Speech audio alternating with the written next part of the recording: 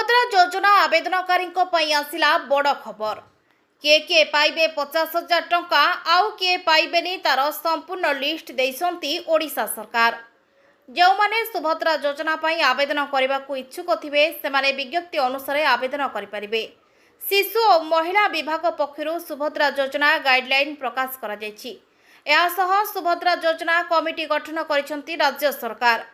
तेणु यह गाइडलाइन अनुसार ही आवेदन करने को पड़िबो, नहेले मिलिबनी सुभद्रा योजना टंका।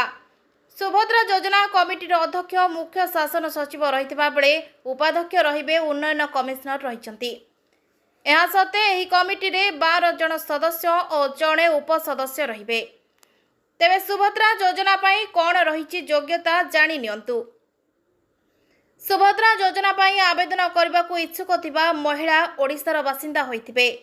आवेदन करने को इच्छुक थिबा महिला बयस 21 रु 60 वर्ष मध्य होइथिबो।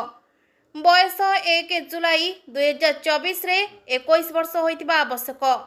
केवल आधार कार्ड रे थिबा जन्म तारीख को ग्रहण कराजिबो। तेबे काहाकू मिलिबनी सुभद्रा टंका ता उपरे मध्य नजर पकाई नियंतु। 1 जुलाई 2024 सुधा 21 वर्ष रु कम होइतिले अयोग्य हेबे आवेदनकारी आउ मिलिबनी टंका। 60 वर्ष रु अधिक कोनोसी महिला 2024-2025 वर्ष पाई योग्य हेबेनी कि टंका पाइबेनी। सरकार को योजना रु मासकू 1500 टंका बा अधिक पाउथिले मध्य अयोग्य हेबे।